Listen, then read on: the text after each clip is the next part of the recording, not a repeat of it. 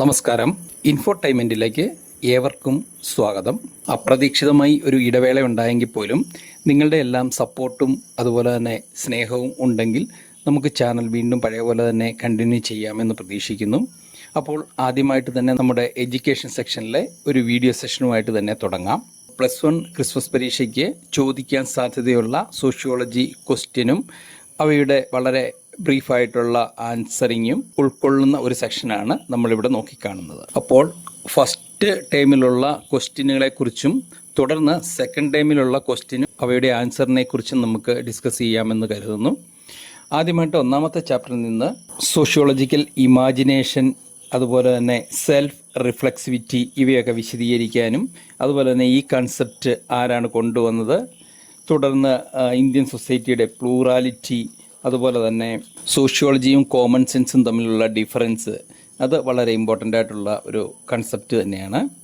തുടർന്ന് sociology, origin of സോഷ്യോളജിയുമായി ബന്ധപ്പെട്ട് intellectual ideas in making sociology, അതുപോലെ തന്നെ സോഷ്യോളജിയുടെ ഫൗണ്ടിങ് ഫാദർ, അദ്ദേഹത്തിൻ്റെ ബുക്കിൻ്റെ ആദ്യത്തെ നെയിം തുടങ്ങിയവയും, sociology, comparison of sociology with other social science, അതായത് ഹിസ്റ്ററി, എക്കണോമിക്സ്, പൊളിറ്റിക്സ്, സൈക്കോളജി തുടങ്ങിയവയുമായിട്ട് ഉള്ള സോഷ്യോളജിയുടെ കമ്പാരിസൺ, അതുപോലെ തന്നെ സോഷ്യോളജിയുടെ scope, use and scope, sociology പഠിച്ചുകൊണ്ടുള്ള പ്രയോജനങ്ങൾ എന്തൊക്കെയാണ്. അപ്പം ഇത്തരം ക്വസ്റ്റ്യൻസ് ആണ് പ്രധാനമായിട്ടും ഈ ഒരു ചാപ്റ്ററിൽ നിന്ന് ചോദിക്കാൻ സാധ്യത. ഇവിടെ സെക്കൻഡ് ടൈം ആയതുകൊണ്ട് തന്നെ ഫസ്റ്റ് ടൈമിലെ പ്രധാനപ്പെട്ട ക്വസ്റ്റ്യനുകൾ നമ്മളിവിടെ നോക്കിപ്പോകാം. അതുപോലെ സെക്കൻഡ് ടൈമിലെ ക്വസ്റ്റ്യനും ആൻസറും നമുക്കിവിടെ ഡിസ്കസ് ചെയ്യുകയും ചെയ്യാം. ഫസ്റ്റ് ടൈം പോർഷനിലെ ക്വസ്റ്റ്യനും ആൻസറും ഡിസ്കസ് ചെയ്യുന്ന ഒരു വീഡിയോ സെഷനും കൂടെ നമുക്ക് അടുത്ത ദിവസങ്ങളിൽ ചെയ്യാമെന്ന് പ്രതീക്ഷിക്കുന്നു. സെക്കൻഡ് ചാപ്റ്റർ ഏറ്റവും പ്രധാനപ്പെട്ട ഒരു ചാപ്റ്ററാണ്. പ്രത്യേകിച്ചും ഏതൊരു സയൻസിനും അതിൻ്റേതായിട്ടുള്ള കൺസെപ്റ്റുകളുണ്ട്, സോഷ്യോളജിക്കും അതിൻ്റേതായിട്ടുള്ള കൺസെപ്റ്റുകളുണ്ട്. അവിടെ വളരെ പ്രധാനപ്പെട്ടതായി നമ്മൾ ആദ്യം തന്നെ മനസ്സിലാക്കേണ്ട കൺസെപ്റ്റ് സൊസൈറ്റി, ദെൻ കമ്മ്യൂണിറ്റി, അതുപോലെ അസോസിയേഷൻ, ഓർഗനൈസേഷൻ, ഇൻസ്റ്റിറ്റ്യൂഷൻ, ഇതെല്ലാം നമ്മൾ മനസ്സിലാക്കിയിരിക്കണം. അപ്പോൾ ഒരു സോഷ്യോളജി സ്റ്റുഡൻ്റ് എന്ന നിലയിൽ കൺസെപ്റ്റുകളുടെ തുടക്കത്തിലേക്ക് വരുമ്പം ഈ സൊസൈറ്റി അടക്കമുള്ള കൺസെപ്റ്റുകൾ നമ്മുടെ സിലബസിൽ അല്ല പുസ്തകത്തിൽ ഇല്ലെങ്കിൽ പോലും അത് പഠിച്ചു പോകേണ്ട അത്യാവശ്യമാണ്. അത് വളരെ ഇമ്പോർട്ടൻ്റ് ആയിട്ടുള്ള കാര്യങ്ങളാണ്. അപ്പം ആ കൺസെപ്റ്റുകൾ എന്താണ്, അവയുടെ പ്രത്യേകത, അവയുടെ ക്യാരക്ടറിസ്റ്റിക്സ് എന്തൊക്കെയാണ്, അതുപോലെ തന്നെ കമ്മ്യൂണിറ്റി ആണെങ്കിൽ ടൈപ്സ് ഓഫ് കമ്മ്യൂണിറ്റി, അല്ലെങ്കിൽ സൊസൈറ്റി ആണെങ്കിൽ അതിൻ്റെ ടൈപ്സ് ഒന്ന് മനസ്സിലാക്കി പോവുകയും ഈ പറയുന്ന കൺസെപ്റ്റുകൾ തമ്മിലുള്ള ഡിഫറൻസ് വളരെ ഇമ്പോർട്ടൻ്റ് ആയിട്ട് നമ്മൾ മനസ്സിലാക്കിയിരിക്കണം. പിന്നെ നിങ്ങളുടെ പുസ്തകത്തിലേക്ക് വരുമ്പം അവിടെ ഗ്രൂപ്പുകളെ കുറിച്ചാണ് പറയുന്നത്. എന്താണ് ഗ്രൂപ്പ്, ഗ്രൂപ്പിൻ്റെ ക്യാരക്ടറിസ്റ്റിക്സ് എന്താണ്, ടൈപ്സ് ഓഫ് ഗ്രൂപ്പ് എന്താണ്, ഏതൊക്കെയാണ്. അപ്പം ടൈപ്സ് ഓഫ് ഗ്രൂപ്പ് ഒരു 4-5 ടൈപ്പെങ്കിലും മിനിമം പഠിച്ചിരിക്കണം. അത് രസമായിട്ട് ചോദിക്കാനുള്ള സാധ്യതയുണ്ട്. ഇത് ഫസ്റ്റ് ടൈമിലെ ക്വസ്റ്റ്യൻസ് ആവുന്നതുകൊണ്ട് തന്നെ ഇതിൻ്റെ ഒരു ആൻസർ സെഷനായിട്ട് നമുക്ക് മറ്റൊരു വീഡിയോ ചെയ്യാം.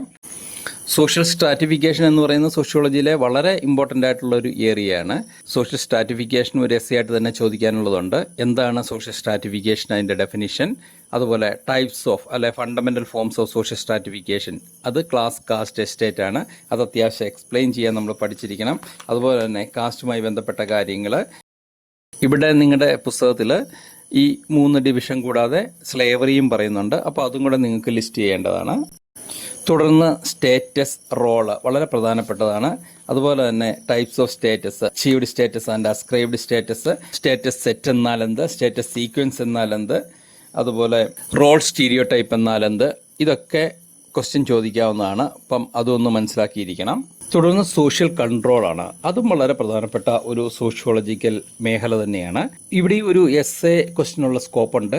എന്താണ് social control, define social control എത്ര തരമുണ്ട്, ഏതെല്ലാം ടൈപ്പാണ്, then agencies of social control എന്നാൽ എന്താണ്, അവിടെ ഏജൻസീസ് ഓഫ് സോഷ്യൽ കൺട്രോൾ എന്താണെന്ന് എക്സ്പ്ലെയിൻ ചെയ്യുന്നതിനോടൊപ്പം തന്നെ ഏതൊക്കെ ഏജൻസികളാണ് വ്യക്തികളെ അല്ലെങ്കിൽ സോഷ്യൽ കൺട്രോളിൽ ഏർപ്പെടുന്നത്, അപ്പോൾ അതും ഡീറ്റെയിൽ ആയിട്ട് തന്നെ നമ്മൾ നോക്കിക്കാണേണ്ടതാണ്. തുടർന്ന് നമ്മളുടെ മൂന്നാമത്തെ ചാപ്റ്റർ ആയിട്ടുള്ള അണ്ടർസ്റ്റാൻഡിങ് സോഷ്യൽ ഇൻസ്റ്റിറ്റ്യൂഷൻ എന്ന് പറയുമ്പം അവിടെ ശരിക്കും സോഷ്യൽ ഇൻസ്റ്റിറ്റ്യൂഷനെ കുറിച്ചല്ല ആ ചാപ്റ്റർ ഡീൽ ചെയ്യുന്നത്, ഇൻസ്റ്റിറ്റ്യൂഷനുകളെ കുറിച്ച് മൊത്തത്തിലാണ് ഡീൽ ചെയ്യുന്നത്. ഇൻസ്റ്റിറ്റ്യൂഷൻസിനകത്ത് ആദ്യമായിട്ട് സോഷ്യൽ ഇൻസ്റ്റിറ്റ്യൂഷനെ കുറിച്ചും ദെൻ എക്കണോമിക് ഇൻസ്റ്റിറ്റ്യൂഷനെ കുറിച്ചും റിലീജിയസ് ഇൻസ്റ്റിറ്റ്യൂഷനെ കുറിച്ചും പൊളിറ്റിക്കൽ ഇൻസ്റ്റിറ്റ്യൂഷനെ കുറിച്ചും എല്ലാം നമ്മളവിടെ നോക്കിക്കാണുന്നുണ്ട്.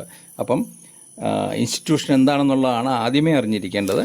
സോഷ്യൽ ഇൻസ്റ്റിറ്റ്യൂഷൻ എന്നാൽ എന്തെന്നുള്ള മനസ്സിലാക്കണം. സോഷ്യൽ ഇൻസ്റ്റിറ്റ്യൂഷൻ്റെ എക്സാമ്പിൾ മനസ്സിലാക്കണം. സോഷ്യൽ ഇൻസ്റ്റിറ്റ്യൂഷൻ്റെ എക്സാമ്പിളായിട്ട് നമ്മളിവിടെ പ്രധാനമായിട്ടും ഫാമിലി, മാര്യേജ്, കിൻഷിപ്പ് ഒക്കെയാണ് നോക്കുന്നത്.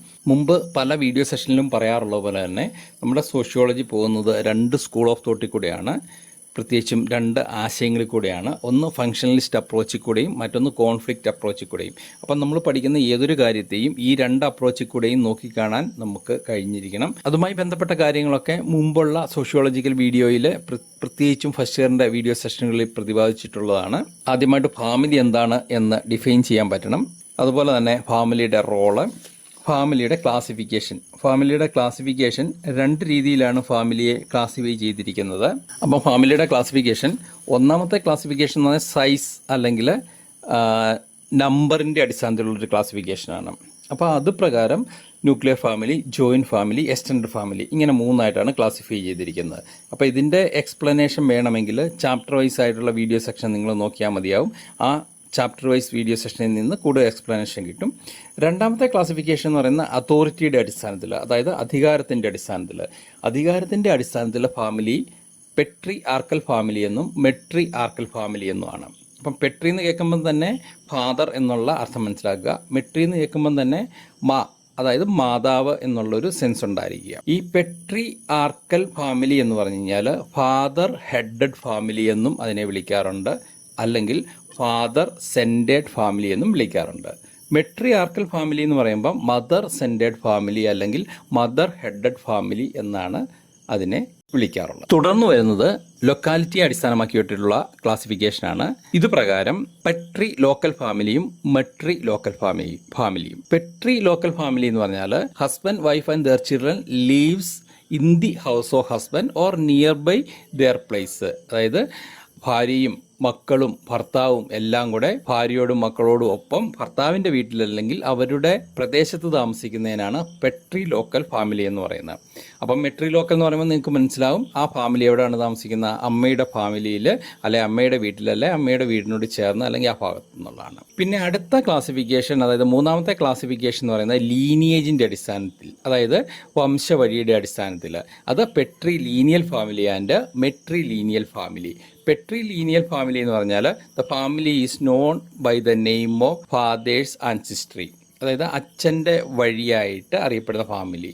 അതുപോലെ തന്നെ മെട്രി ലീനിയൽ ഫാമിലി എന്ന് പറഞ്ഞാൽ the family known under the name of mother's side, അതായത് തായ് വഴിയിൽ അറിയപ്പെടുന്നത്, അമ്മയുടെ വംശപരമ്പരയായിട്ട് അറിയപ്പെടുന്ന അല്ലെങ്കിൽ അമ്മയുടെ പിന്തുടർച്ചക്കാരായിട്ട് നിൽക്കുന്ന ഫാമിലി എന്നുള്ള സെൻസിലാണ് മെട്രി ലീനിയൽ ഫാമിലി എന്നതുകൊണ്ട് അർത്ഥമാക്കുന്നത്. അതുപോലെ തന്നെ ജെൻഡർ ഐഡൻറ്റിഫിക്കേഷൻ എവിടെ നിന്നാണ് കിട്ടുന്നത്? ഫാമിലിയിൽ നിന്നാണ് ജെൻഡർ ഐഡൻറ്റിറ്റി കിട്ടുന്നത്.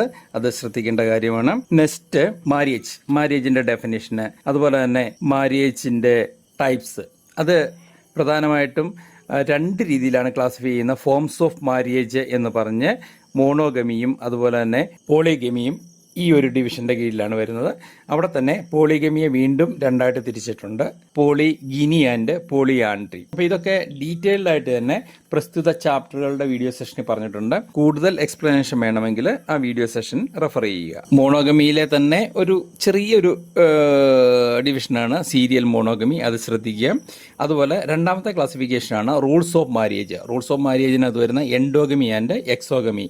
Endogamy means within the group, marriage within the group.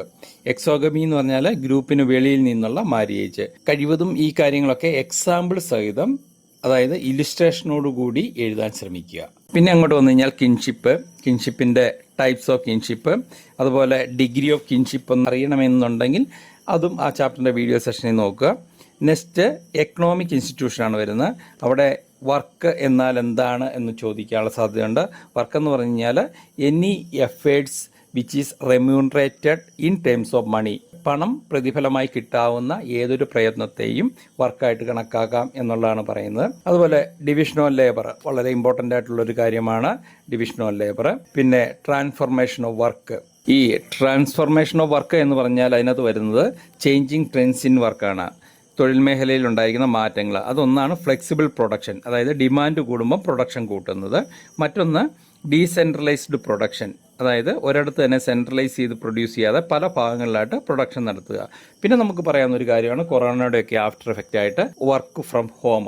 അപ്പോൾ ഇതൊക്കെ വർക്കിലുണ്ടായിരിക്കുന്ന ചേഞ്ചുകളാണ്. പിന്നെ പൊളിറ്റിക്കൽ ഇൻസ്റ്റിറ്റ്യൂഷൻ എന്താണ്, അതുപോലെ സ്റ്റേറ്റ് ആൻഡ് സൊസൈറ്റി എന്താണ്, പവർ ആൻഡ് അതോറിറ്റി എന്താണ്, അതൊക്കെ വളരെ ഇമ്പോർട്ടൻ്റ് ആണ്. അപ്പം അതോറിറ്റി എന്ന് പറയുമ്പോൾ ലെജിറ്റിമേറ്റ് പവറാണ്. When power is legitimate we may call it as authority. അപ്പം പവർ എന്ന് പറഞ്ഞാൽ it is a capacity of a persons to make others to behave according to him even against their own will. അതായത് മറ്റുള്ളവരുടെ താല്പര്യത്തിനെതിരായിട്ടാണെങ്കിൽ പോലും അവരെ കൊണ്ട് നമ്മളുടെ ഇഷ്ടത്തിനനുസരിച്ച് പ്രവർത്തിപ്പിക്കാനുള്ള നമ്മളുടെ കഴിവാണ്, അല്ലെ ഒരു വ്യക്തിയുടെ കഴിവാണ് പവർ. പിന്നെ തുടർന്ന് സ്റ്റേറ്റിൻ്റെ എലമെൻറ്റ്സ് ഇമ്പോർട്ടൻ്റ് ആണ്. പീപ്പിൾ, ടെറിട്ടറി, ഗവൺമെൻറ്, സൊവേർണിറ്റി, ഇതൊക്കെയാണ് സാധാരണ രീതിയിൽ രാഷ്ട്രത്തിൻ്റെ അല്ലെങ്കിൽ സ്റ്റേറ്റിൻ്റെ എലമെൻറ്റ്സ്. തുടർന്ന് നമ്മുടെ പുസ്തകത്തിൽ മോഡേൺ സ്റ്റേറ്റിൻ്റെ എലമെൻറ്റ് പറയുന്നുണ്ട്. അതുകൂടി ഒന്ന് ശ്രദ്ധിച്ചിരിക്കുക. പരമാധികാരം, പൗരത്വം, ദേശീയത. പിന്നെ സിവിൽ റൈറ്റ്സ് എന്തൊക്കെയാണെന്ന് ചോദിക്കാം, അത് ഇമ്പോർട്ടൻ്റ് ആണ്. അതുപോലെ തന്നെ നാഷണലിസം മനസ്സിലാക്കിയിരിക്കുക.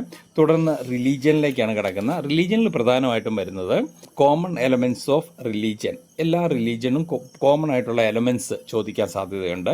അതായത് ഒരു ഹോളി ബുക്ക് ഉണ്ടായിരിക്കും, റിലീജിയസ് ബിലീഫ്സ് ഉണ്ടായിരിക്കും, ഒരു ഗോഡ് ഉണ്ടായിരിക്കും, ഫുഡ് സ്റ്റൈൽ ഉണ്ടായിരിക്കും, ഫോളോയിങ് സ്റ്റൈൽ അല്ലെങ്കിൽ പ്രാർത്ഥനാ രീതി ഉണ്ടാവും, ഒരു റിലീജിയസ് വർഷിപ്പ് ഉണ്ടാവും, അതുപോലെ തന്നെ വർഷിപ്പിനുള്ള ഒരു ആരാധനാലയം ഉണ്ടായിരിക്കും, കസ്റ്റംസും ബിലീഫ്സും ഉണ്ടായിരിക്കും, ഡ്രസ് സ്റ്റൈൽ ഉണ്ടായിരിക്കും, സിമ്പിൾസ് ഉണ്ടായിരിക്കും. അപ്പോൾ അങ്ങനെയൊക്കെയുള്ള കാര്യങ്ങളൊക്കെയാണ് കോമൺ ആയിട്ട് വരുന്നത്. അപ്പം അത് നിങ്ങൾക്ക് അറിയാവുന്ന തന്നെ, നിങ്ങൾ എക്സ്പീരിയൻസ് ചെയ്യുന്ന കാര്യങ്ങൾ തന്നെയാണ്.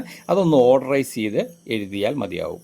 ഇവിടെ Protestant ethics and spirit of capitalism എന്ന് പറയുന്ന മാക്സ് വെബറിന്റെ ബുക്കിനെ കുറിച്ച് പ്രതിപാദിക്കുന്നുണ്ട് ഈ റിലീജിയസ് ഇൻസ്റ്റിറ്റ്യൂഷനിൽ. അപ്പോൾ അതിനെക്കുറിച്ചുള്ള കൂടുതൽ കാര്യങ്ങൾ നമുക്ക് മനസ്സിലാക്കണമെങ്കിൽ 9ാമത്തെ ചാപ്റ്റർ ആയിട്ടുള്ള സോഷ്യോളജിസ്റ്റ് എന്ന് പറയുന്ന ചാപ്റ്ററിന്റെ ആ ചാപ്റ്ററുമായി ബന്ധപ്പെട്ട ഒരു വീഡിയോ സെഷൻ നമ്മൾ സോഷ്യോളജി ചെയ്തിട്ടുണ്ട്. അതായത് കോമിനെ കുറിച്ചും അദ്ദേഹത്തിന്റെ കോൺട്രിബ്യൂഷനെ കുറിച്ചും. തുടർന്ന് ആ ചാപ്റ്ററിലെ ബാക്കി പ്രധാനപ്പെട്ട കാര്യങ്ങൾ നമ്മൾ അടുത്ത ദിവസങ്ങളിൽ വീഡിയോ സെഷൻ ചെയ്യുന്നുണ്ട്. അതിൽ ഈ വെബറിന്റെ ഈ കോൺട്രിബ്യൂഷനെ കുറിച്ച് നമ്മൾ ഡീറ്റെയിൽഡ് ആയിട്ട് നോക്കിക്കാണുന്നുണ്ട്. അപ്പോൾ ആ വീഡിയോ റെഫർ ചെയ്താൽ നന്നായിരിക്കും. അടുത്ത ചോദിക്കാൻ സാധ്യതയുള്ള എഡ്യൂക്കേഷൻ ഇൻസ്റ്റിറ്റ്യൂഷൻ എന്നാൽ എന്തുകൊണ്ടാണ്,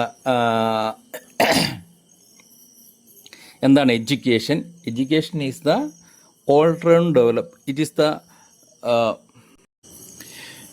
എഡ്യൂക്കേഷൻ എന്ന് പറയുന്നത് കുട്ടികളിലും മുതിർന്നവരിലും ഉള്ള ശാരീരികവും മാനസികവും ആത്മീയവുമായ കഴിവുകളുടെ പൂർണ്ണ തോതിലുള്ള വികാസമാണ് എഡ്യൂക്കേഷൻ എന്നാണ് അതിൻ്റെ ഒരു നല്ലൊരു ഡെഫിനിഷൻ. അതുപോലെ തന്നെ education is the unfolding of innate capabilities.